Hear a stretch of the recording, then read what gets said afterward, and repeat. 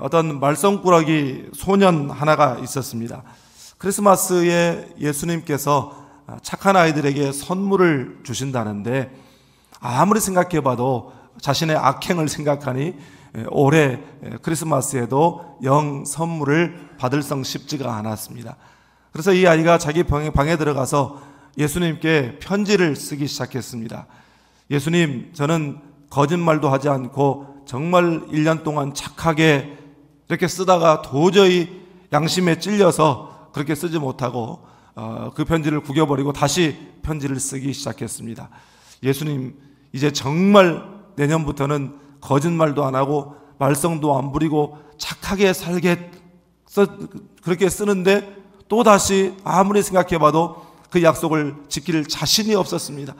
그래서 무슨 생각이 들었는지 갑자기 자기 방에서 나가더니 동네에 있는 성당에 가서 작은 성모 마리아상 하나를 훔쳐가지고 자기 집 안으로 들어왔습니다. 그리고 예수님께 이렇게 편지를 썼습니다. 예수, 당신의 엄마를 인질로 잡고 있다. 엄마를 살리고 싶으면 선물을 보내라. 여러분, 제가 지난주에도 말씀을 드렸지만 크리스마스 하면 떠오르는 게 뭡니까? 라고 하는 설문조사에서 1위는 크리스마스 캐롤이었고 2위는 크리스마스 선물이었습니다. 안타깝게도 크리스마스의 주인공이신 예수님께서는 5위로 밀려났다고 말씀을 드렸습니다. 아무튼 크리스마스가 되면 거리에서 캐롤송이 울려 퍼지기를 또 원하고 또 선물을 생각나게 하는 그러한 계절입니다. 어느 설문조사 기관에서 발표한 것을 보니까 크리스마스 선물을 단 한 번도 받아보지 못한 사람이 무려 응답자의 50%, 절반이나 되었다고 합니다. 저는 그 결과를 읽으면서 깜짝 놀랐습니다. 이게 정말일까? 정말 사람들이 50%가 넘는 사람들이 크리스마스 선물을 단 한 번도 받아보지 못했을까? 그렇게 생각하다가 정말 예수 믿는 것이, 교회 다니는 것이 참 좋은 것이구나 하는 그런 생각을 해보게 되었습니다. 받고 싶은 선물에 대해서도 대답이 참 다양했어요. 이 남자아이들의 경우에는 1위가 닌텐도 스위치라고 하는 게임기였고 또 레고였고, 여자아이들의 경우에는 시크릿 주주 인형이었습니다. 물론 아주 어린 아이들의 그런 대답이겠죠. 그러면서 이제 아이들이 고학년이 될수록 가장 받고 싶은 선물 1위는 태블릿 PC 그리고 스마트폰 이런 것이더라고요. 그런가 하면 아이들이 받고 싶지 않은, 크리스마스 선물로 받고 싶지 않은 항목들도 있었습니다. 그 내용들이 뭐였냐면 책, 학용품, 마스크 이런 것들은 크리스마스 선물로 받고 싶지 않다고 아이들이 대답했습니다. 여러분, 아무튼 크리스마스는 선물의 계절이에요. 어떤 사람들은 이 크리스마스에 선물을 주고받는 것이 잘못됐다 이렇게 말하는 분들도 있지만 여러분, 그것은 틀린 생각입니다. 왜냐하면 크리스마스에 선물 주는 것을 가장 먼저 시작하신 분이 하나님이시기 때문입니다. 그래서 우리가 크리스마스에 선물을 주고받는 것은 바로 하나님께서 시작하신 그 일에 동참하는 일이 되는 것입니다. 오늘 우리가 함께 읽은 본문인 요한복음 3장 16절 이 말씀은 교회 다니는 사람들, 크리스찬들이라면 거의 대부분 암송하는 구절이죠. 여러분, 이 말씀을 우리 다 같이 한번 외워볼까요? 하나님이 세상을 이처럼 사랑하사 독생자를 주셨으니 이는 그를 믿는 자마다 멸망하지 않고 영생을 얻게 하려 하심이라. 아멘. 바로 이 요한복음 16장을 복음 중에 복음이다 이렇게 말씀합니다. 물론 성경 전체가 복음이죠. 그렇지만 그 성경 전체를 가장 핵심적으로 요약해 놓은 한 구절을 꼽으라고 한다면 그 구절이 바로 요한복음 16절의 말씀입니다. 오늘 이 말씀을 통해서 하나님께서 왜 이 선물 주는 일을 시작하셨는지, 그 동기와 목적이 무엇이고 또 하나님께서 주신 그 최고의 선물이 무엇인지를 우리가 알고, 우리도 하나님께 받은 그 선물을 우리의 가족, 우리의 친구, 우리의 이웃들, 그리고 많은 사람들과 나누는 기쁨의 성탄절이 되기를 주님의 이름으로 축복합니다. 먼저 오늘 본문 상반절을 함께 읽겠습니다. 하나님이 세상을 이처럼 사랑하사 아멘. 우리가 방금 읽은 이 짧은 내용 가운데에는 하나님은 어떤 분이시기에 이 선물 주는 일을 시작하셨는가? 바로 선물을 주시는 모티브, 그 동기가 무엇인가가 잘 드러나 있습니다. 그것은 사랑하기 때문에, 바로 사랑 때문이라는 것입니다. 여러분, 사랑은 하나님의 본성입니다. 그래서 God is love, 하나님은 사랑이시라 성경은 말씀하고 있습니다. 요한일서 4장 7절부터 10절 말씀에 보면 하나님은 사랑이시고 또한 우리를 사랑하셔서 우리에게 놀라운 선물을 주셨다, 이렇게 말씀하고 있습니다.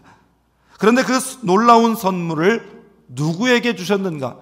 오늘 말씀을 보니까 하나님이 세상을 이처럼 사랑하사, 이렇게 말씀하고 있습니다.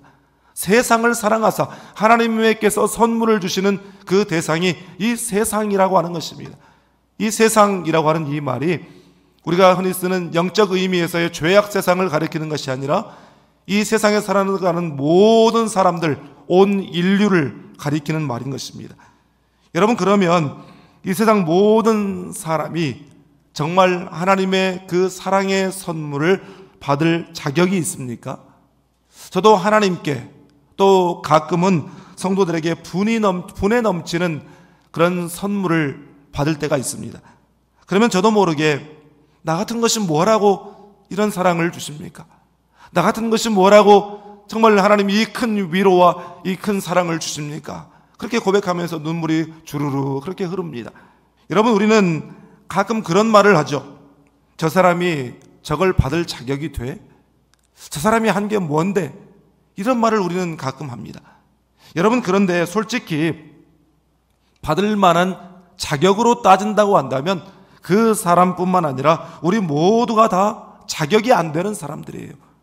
우리는 사실 하나님의 사랑의 대상이 아니라 오히려 진노와 심판과 저주의 대상이 되어야 마땅한 사람들이에요. 여러분, 우리가 버젓한 모습으로 말끔하게 차려입고 이 자리에 앉아있고 그렇게 우리가 돌아다니지만 하나님이 우리를 몰라요? 우리 마음속에 품은 생각, 또 우리가 계획하고 있는 것, 우리의 말, 우리의 행동, 여러분 하나하나까지 하나님께서 다 아셔요. 여러분, 그럼에도 불구하고 로마서 8장은 이렇게 말씀하십니다. 우리가 아직 죄인 되었을 때에 그리스도께서 우리를 위하여 죽으심으로 하나님께서 우리에 대한 자기의 사랑을 확증하셨느니라. 그리고 이어지는 10절 말씀을 보니까 우리가 죄인일 뿐만 아니라 하나님과 원수된 자였다라고 성경은 말씀하고 있습니다.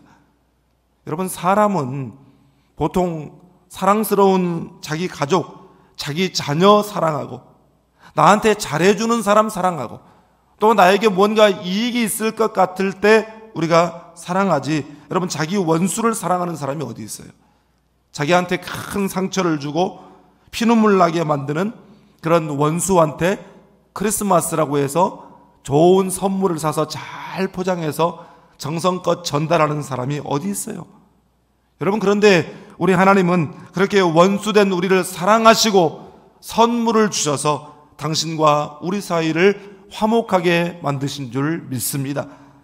하나님께서 우리에게 선물을 보내시면서 그 안에 카드 한 장을 정성껏 써 넣으셨다고 한다면 그 안에 뭐라고 써 넣으셨을까요?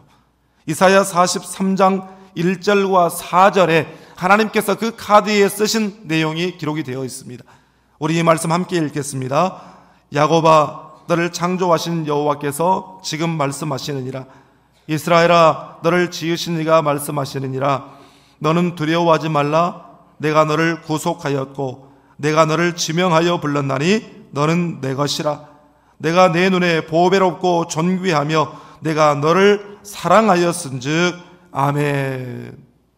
여러분, 이 말씀이 우리를 향한 하나님의 사랑 고백인 줄 믿습니다. 이 말씀에서 여러분 집에 돌아가셔서 야곱아, 이스라엘아, 너, 이 말 대신 자기 이름을 넣어서 이 말씀을 한번 읽어보십시오. 하나님이 나를 얼마나 사랑하시는지, 하나님이 우리를 바라보실 때 얼마나 그 눈에서 꿀이 뚝뚝 떨어지는지. 여러분, 사랑을 받아본 사람이 다른 사람도 사랑할 줄 아는 것입니다. 우리 모두는 사랑이신 하나님 아버지의 그 형상과 그 성품을 닮은 자녀들입니다. 여러분, 하나님의 자녀로서 우리도 다른 사람들을 사랑하며 살기를 주님의 이름으로 축복합니다. 다음으로 본문 16절 하반절부터 17절 말씀까지 우리 함께 읽겠습니다. 이는 그를 믿는 자마다 멸망하지 않고 영생을 얻게 하려 하심이라. 하나님이 그 아들을 세상에 보내신 것은 세상을 심판하려 하심이 아니요 그로 말미암아 세상이 구원을 받게 하려 하심이라. 아멘. 여러분, 그렇다고 한다면 왜 받을 만한 아무런 자격이 없는 우리들에게 이 엄청난 사랑을 하나님께서 베푸실까요? 바로 그 목적이 멸망하지 않고 영생을 얻게 하려 하심이라. 심판받지 않고 구원을 받게 하려 하심이라. 여러분, 영생이 뭘까요? 영생, eternal life, 말 그대로 영원히 사는 것을 말하는 것이죠. 그래서 eternal life is God's life, 영원한 생명은 바로 하나님의 생명입니다. 우리는 처음 창조되었을 때에 영원히 살면서 하나님과 교제하도록 그렇게 지음을 받았습니다.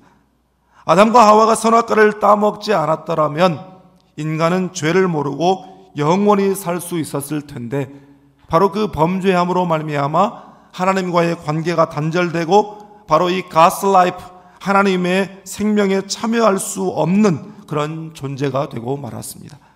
죽음에 이르게 되었어요. 그래서 성경은 이 죽음이라고 하는 것을 하나님과의 관계의 단절이라고 말합니다. 영원히 살아야 할 사람이 죄 때문에 하나님과의 관계가 단절되고 영원히 죽을 사람이 되고 말았다는 것입니다. 여러분, 세상 살면서 필요한 것 참 많죠.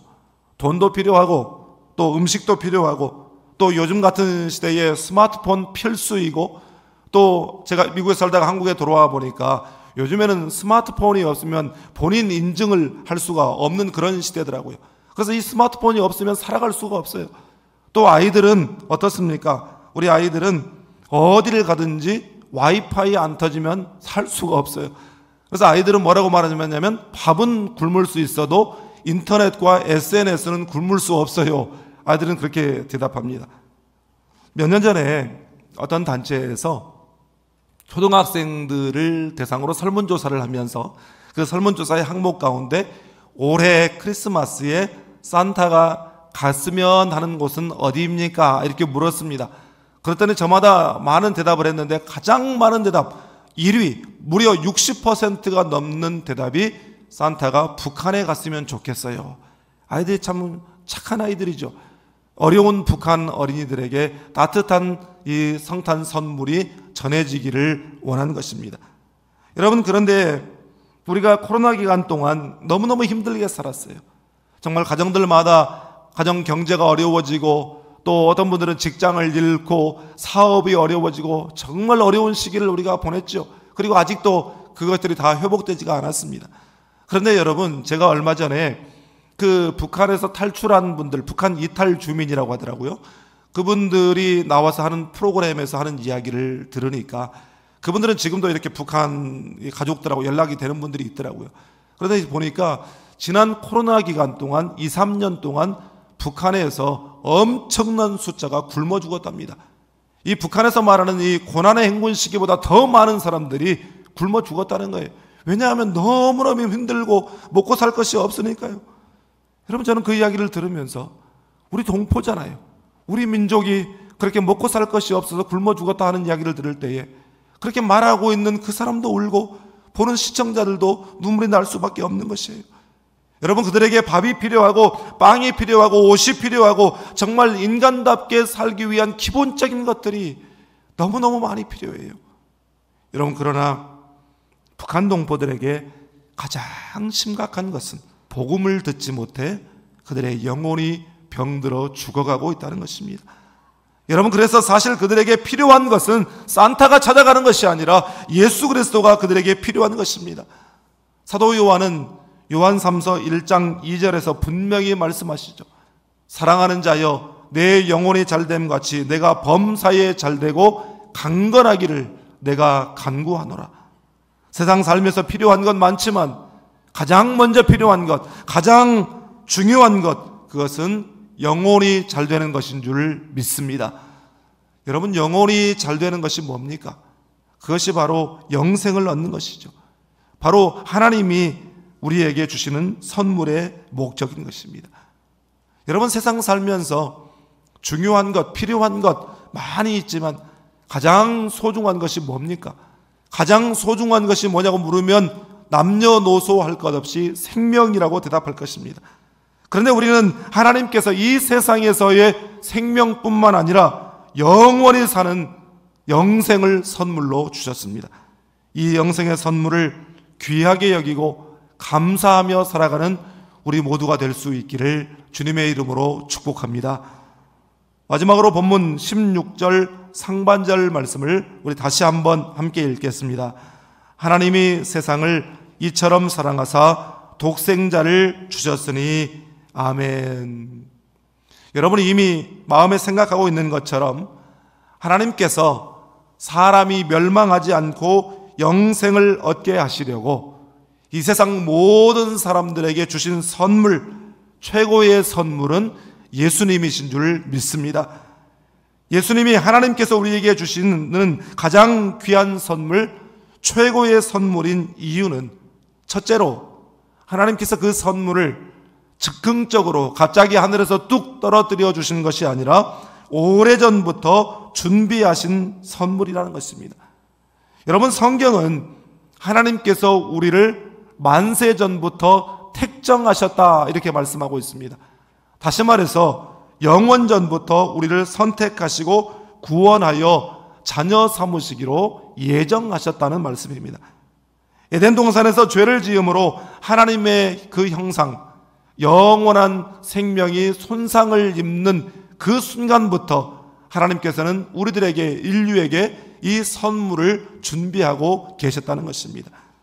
그리고 예수님이 하나님께서 우리에게 주시는 가장 귀한 선물, 최고의 선물인 이유 두 번째는 그 선물이 가장 값비싼 선물이기 때문입니다. 아니, 값으로 계산할 수 없는 선물이기 때문이에요. 요즘에는 하도 인터넷이 발달하고 쇼핑 문화가 발달하다 보니까 선물의 의미도 많이 퇴색되는 것 같아요. 그래서 크리스마스가 되면 아주 작은 선물이라도 예쁘게 포장을 하고 그 안에 카드를 써서 이렇게 선물을 주고받는 문화보다는 나는 현찰이 좋다고, 현금이 좋다고 그렇게 하면서 현금을 주고받는 그런 문화가 된 것 같습니다. 그런데 우리가 선물을 받으면 선물 준 분의 그 마음에 가치를 두고 또 감사하게 생각하며 그 선물을 받아야 되는데, 당장 선물을 받으면 젊은 사람들은 어떻게 하냐면 인터넷에 들어가서 그것이 얼마짜리인가 확인을 해요. 얼마짜리구나. 또 크리스마스 시즌이라 할인을 냈구나. 그렇게 다 쳐봐요. 별로 바람직하지 않은 문화죠.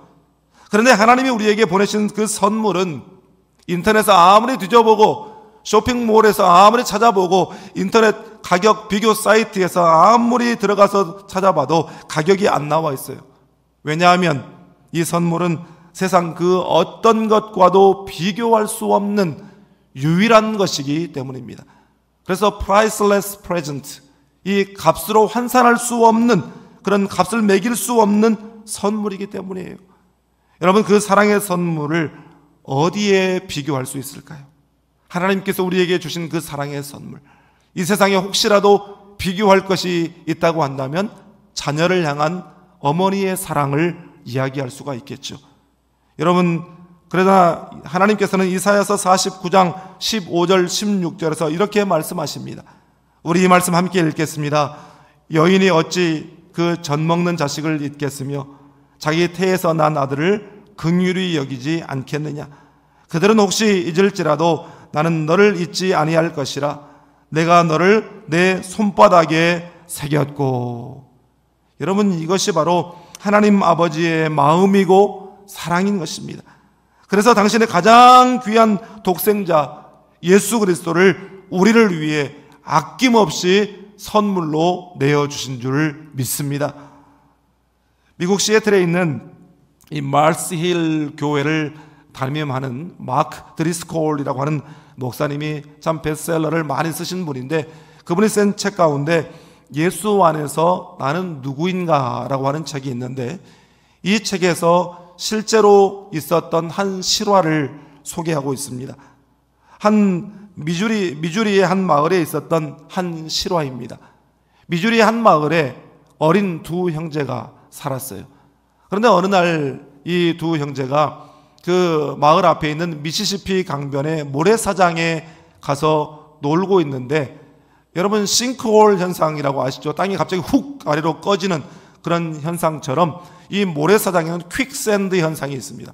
모래가 갑자기 훅 꺼지면서 아래로 무너져 내리는 그런 현상이 있는데, 그 현상이 일어나서 세상에 그 어린 두 형제가 그 모래와 함께 땅속으로 꺼져 들어가 버린 거예요. 집에서는 이 아이들이 돌아올 때가 됐는데 이 아이들이 돌아오지 않고 인기척이 없자 동네 사람들을 동원해서 이 아이들을 찾아 나섰습니다. 한참을 찾아 나서다가 보니까 이 강가 모래사장에 둘째 아이가 온몸이 거의 다 모래에 잠겨있고 목만 나와 있는 모습으로 발견됐어요. 야야, 네가 여기 있었구나. 형은 어디 있니? 그러자 그 아이가 울먹이면서 말을 했어요. 형은 제 밑에 있어요.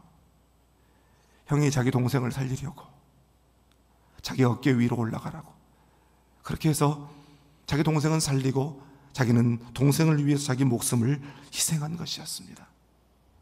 여러분, 우리도 죄악의 모래 아래 파묻혀 죽어가고 있을 때에 예수님께서 우리를 위한 희생제물이 되어주심으로 그 어깨를 딛고 올라서게 하셔서 우리를 살려주신 줄 믿습니다. 그렇게 해서 우리가 살아났어요. 이 감당할 수 없는 은혜, 하나님의 그 놀라운 사랑, 우리에게 영생을 주신 선물, 가장 귀한 이름 예수 그리스도, 그분이 이 땅에 오신 날입니다.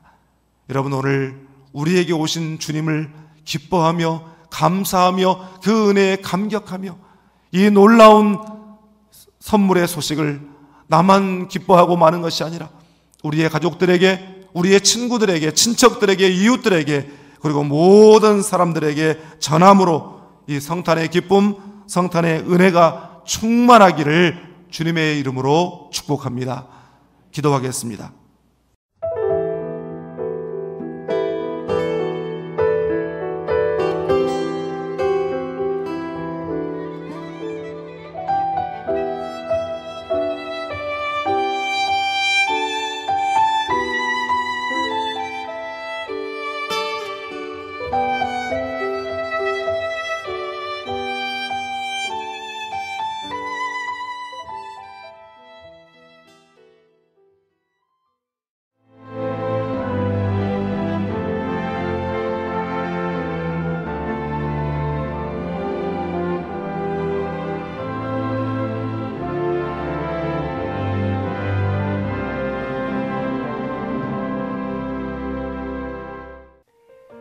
CBS를 사랑해 주시는 전남 지역 청취자 여러분, 안녕하십니까?